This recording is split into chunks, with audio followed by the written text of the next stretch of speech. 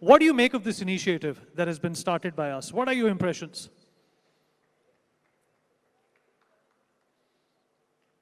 Greetings from London. I'm so sorry that I can't be there in person. I really wanted to be with all of you in New Delhi because I think this is a very important conclave.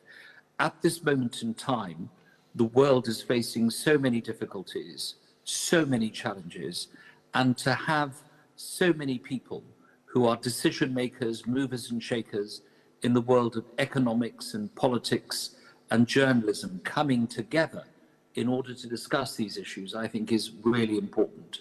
I think this has been a long time coming. NewsX has, of course, provided a huge amount of information to India and the rest of the world, but this is the next stage, I think, in the development of ideas, and I warmly welcome what is being done. I'm just sorry that I can't be there in person. Keith, a very important question. What do you think the India-UK relationship is going to look like, say, in the next 10 years, according to you?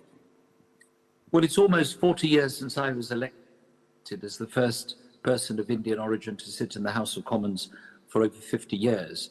And at that stage, the relationship was good, but it was very much one of India being on the periphery of world affairs. Fast forward 40 years, and India has become this global superpower. So relations with the UK are very important now. To me, as someone of Indian origin who is British, it's extremely important that this should be one of the pivotal relationships in our whole diplomatic and foreign policy area. I think it's improved. I think it's become one of equals.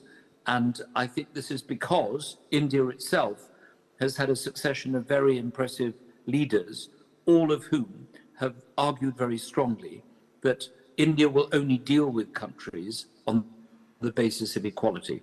And I think that that relationship can only become stronger and stronger.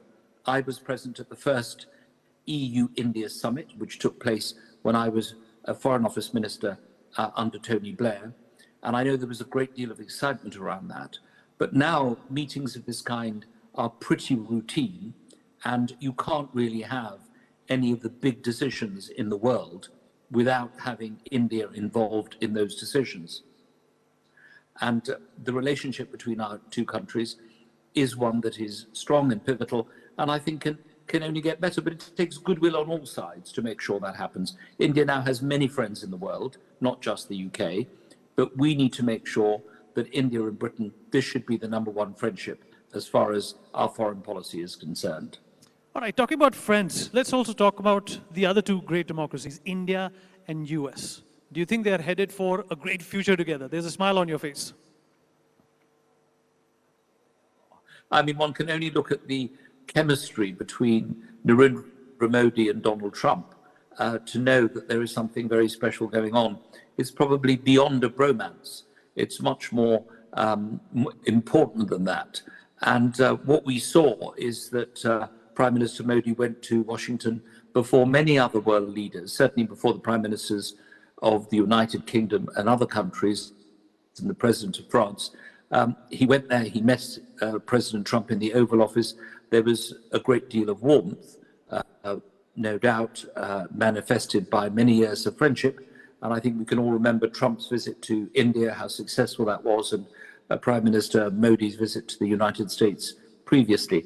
But a visit is not enough. What really matters is bilateral negotiations.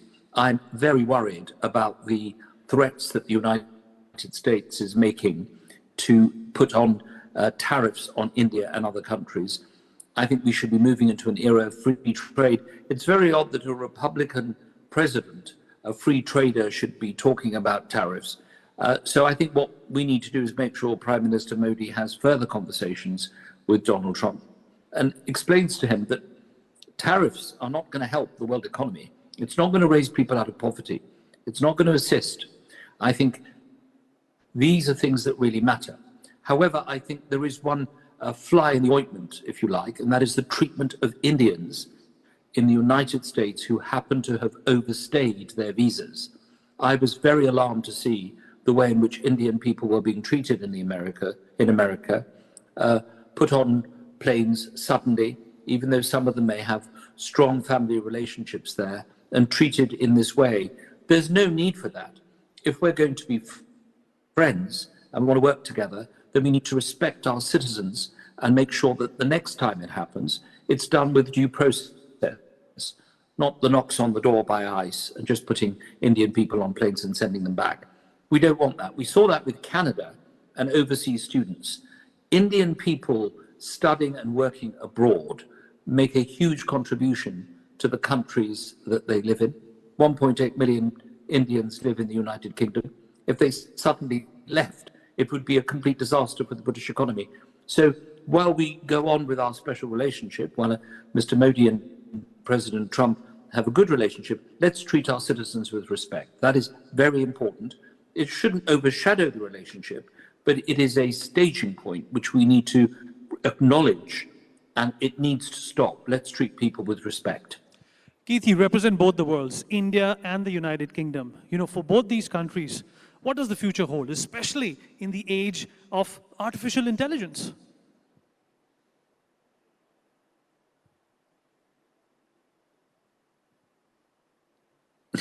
Well, I would love to represent India, but unfortunately I'm probably regarded very much as a British representative, having been in the British Parliament for 32.5 years.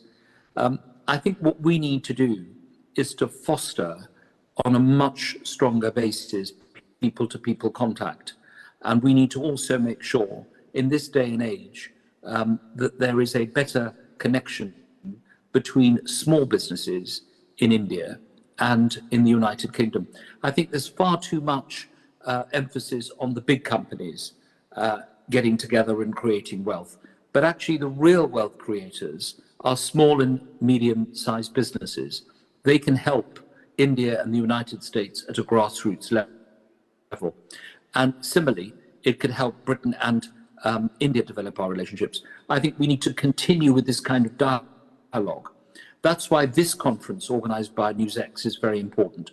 I've looked carefully at the headings of the various symposia. I would very much like to have been at the health symposium because I suffer from type 2 diabetes and I chair a charity that deals with diabetes.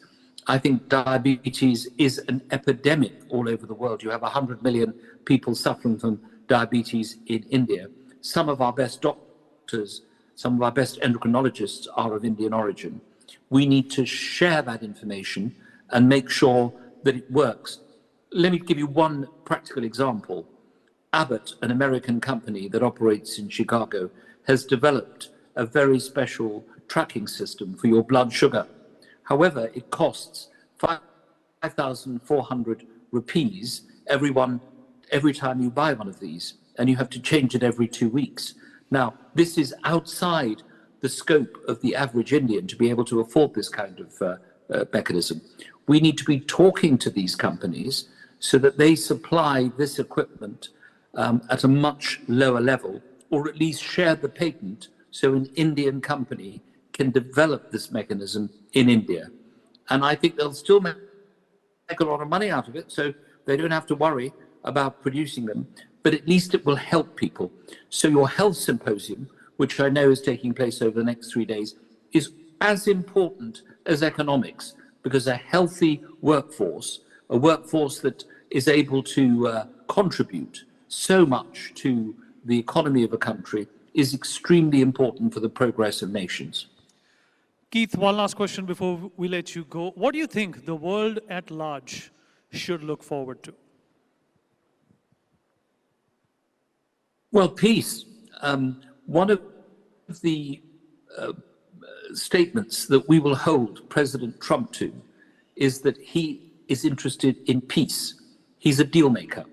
Why do we keep going on about America? Because, of course, America is the biggest economy in the world. Second is China.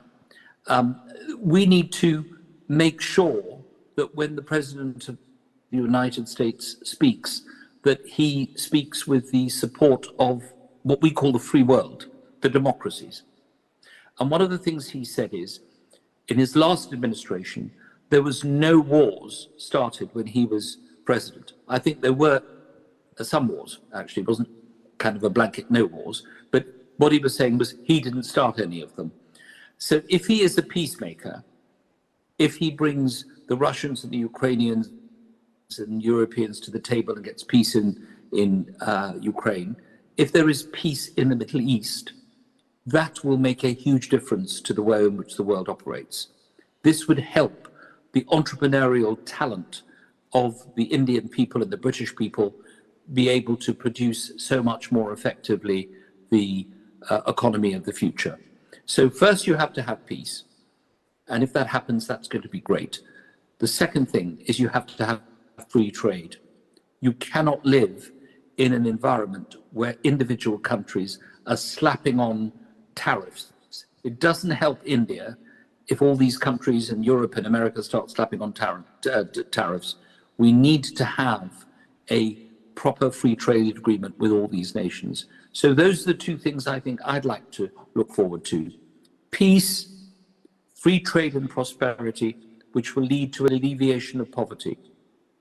And that's what we have to do. We need to make sure that people are able to live their lives in fulfillment. Reducing taxes, providing an economy that allows businesses to grow, and giving education to young people. So many people of talent cannot have the benefit of education because it's not available to them. And of course, to be healthy. All these topics are brilliantly covered in this incredible symposium that you all have put together. The Conclave of NewsX, I think, will come out with so many ideas. But as we all know, it's all very well meeting. What matters is the legacy. And the next thing is holding this conclave again in either New Delhi, or may I offer you Leicester as your next port of call. You don't always have to hold this in Delhi. You can hold it elsewhere, but I hope it's going to be very successful. And I only wish that I was able to join you at this incredible NewsX conclave. I hope it's going to be very successful.